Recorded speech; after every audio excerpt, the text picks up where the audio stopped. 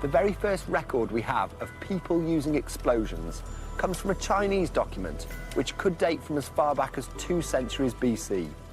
It describes how travellers in the mountain wilderness of the West were threatened by shape-shifting creatures of the night. To scare away these creatures, they would lay lengths of bamboo on their campfires.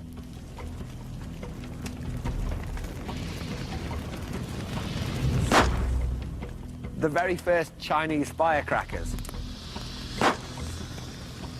The hissing noise we hear is moisture in the bamboo turning to steam. But bamboo has a special structure to it. It grows in sealed compartments. Now, when the moisture in these sealed compartments starts turning to steam, pressure builds up inside here. It can't go anywhere. Water, when it turns to steam, wants to expand hundreds of times, but there isn't room for it to do that, so pressure builds up. Eventually, the structure of the bamboo breaks down, it explodes, scaring away shape-shifting creatures of the night. Using simple, natural explosions like this was the first step of mankind's journey to harness explosive power, starting to understand the process in order to control it. It's easy enough to create an explosion. Any explosion is simply the moment when gas tries to expand suddenly.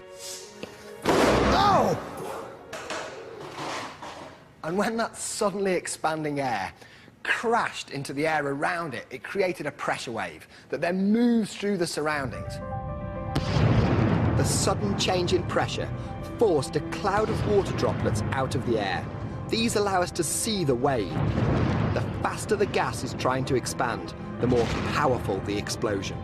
And when that pressure wave hits your ear, you hear it as a bang. An explosion relies on a lot of gas trying to expand. Heat can make this happen, because heat, of course, makes things expand. Introducing more gas can do the same thing.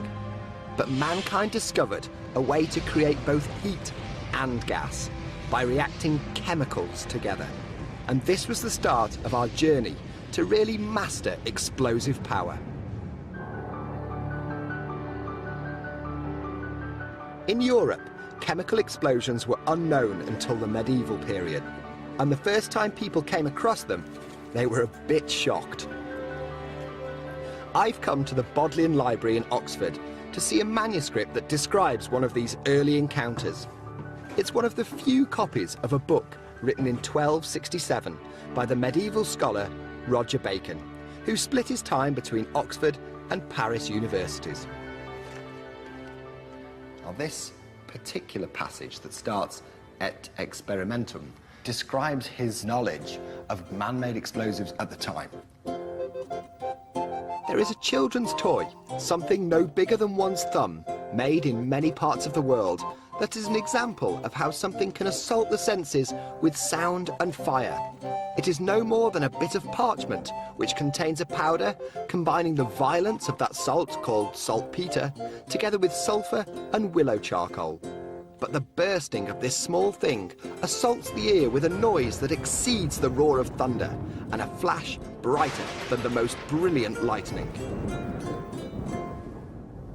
Now, I suspect he may have been exaggerating slightly, but this was the first time that anyone in Europe had come across man-made explosives. Now, Roger Bacon was a Franciscan friar, and the church at that time had envoys all over the world.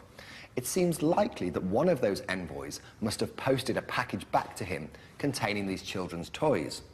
The big question is, though, where exactly did that package come from?